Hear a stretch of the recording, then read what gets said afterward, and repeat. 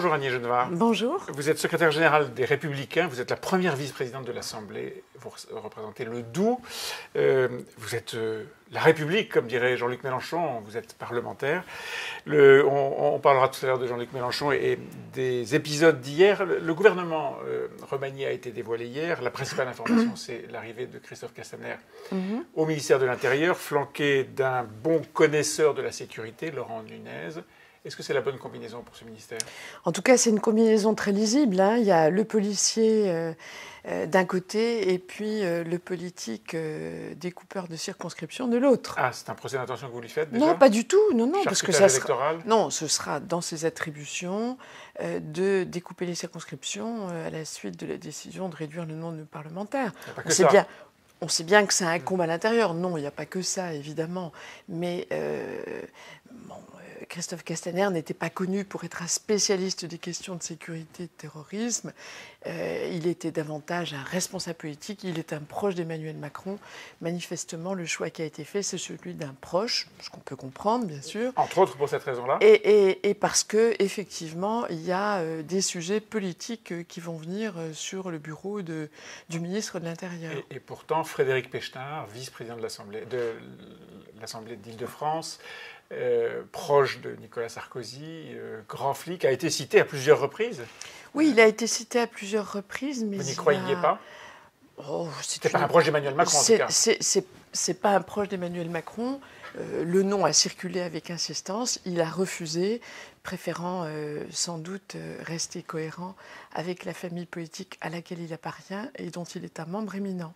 Et je m'en réjouis. Frédéric Pechnard, on a parlé aussi de Dominique Bussereau, qui, semble-t-il, a été contacté.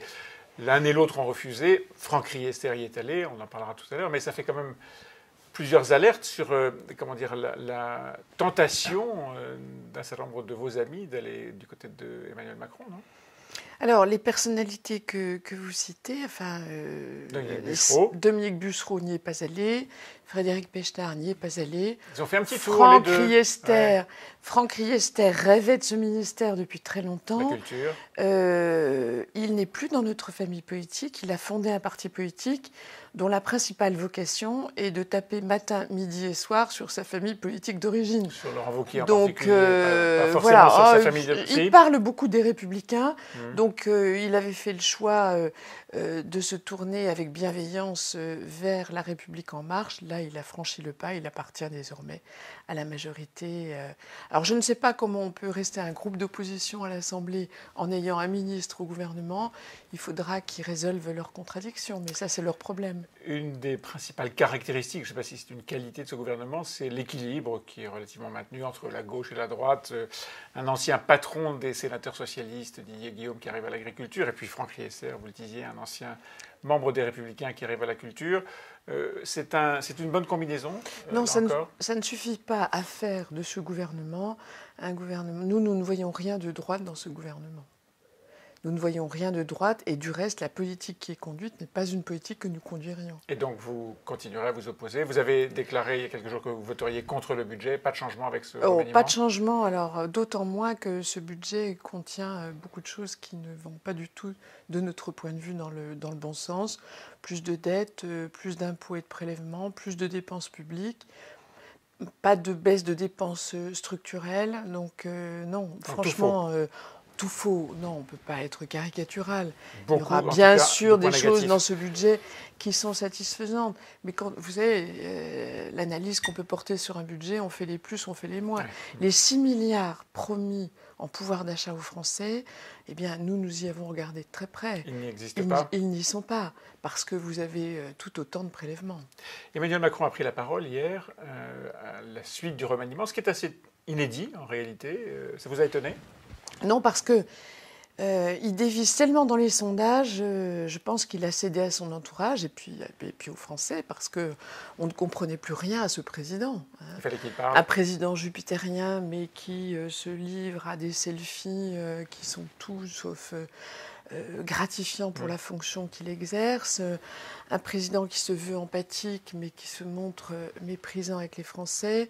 Des choix politiques dont on ne perçoit plus la cohérence. Il a essayé de redonner de la cohérence. Je pense qu'il a compris le danger devant lequel il se trouvait et c'est la raison de sa prise de parole. En plus, le remaniement lui en fournissait l'opportunité, mais curieusement, il n'a pas parlé du sens donné à ce remaniement. Il essaie de demander de la patience et de la compréhension aux Français. Et surtout, mais il n'a pas livré la feuille de route qu'il allait assigner à ce gouvernement. Pas de changement de cap. En disant simplement... Pas de changement de cap, donc je persiste et je signe. C'est un peu curieux comme message. À la fois, j'ai compris le message que vous m'avez adressé, mais je ne changerai rien.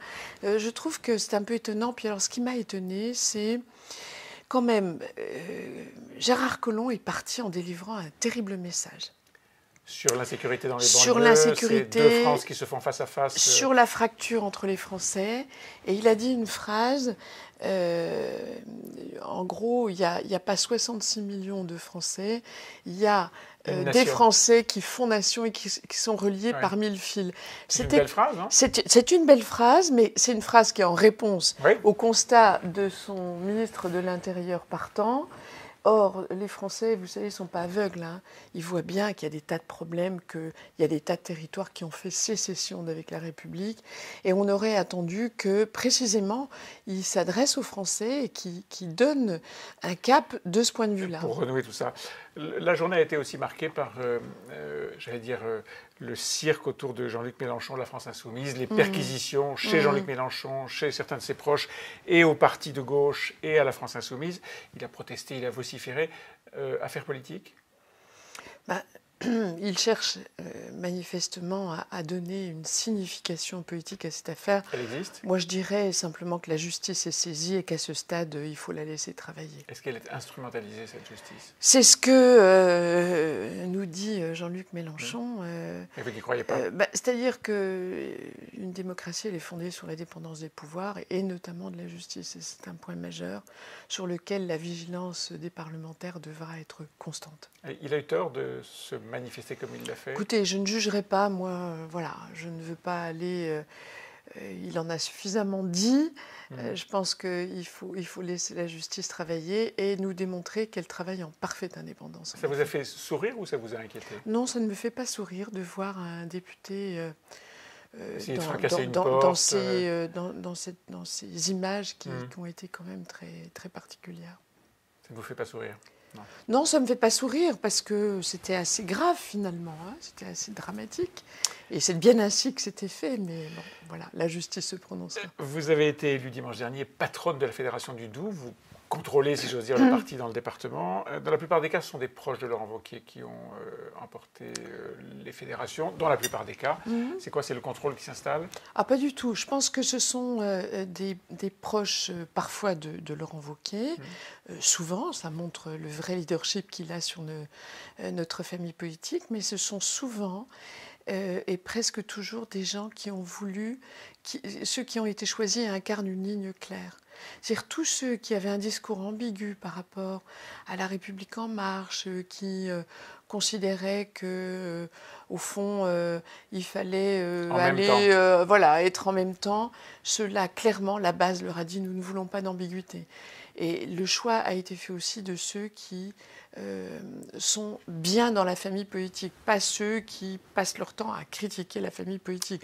L'exemple d'Angoulême est tout à fait symptomatique. Un candidat, le patron sortant de la fédération. Un candidat qui effectivement était très proche du gouvernement et de la République en marche, et un militant de base qui a dit non, nous ce que nous voulons c'est de la clarté, et qui a été élu. La clarté de l'opposition que vous incarnez. Merci Annie Genevard. Merci à vous Nicolas Béthou.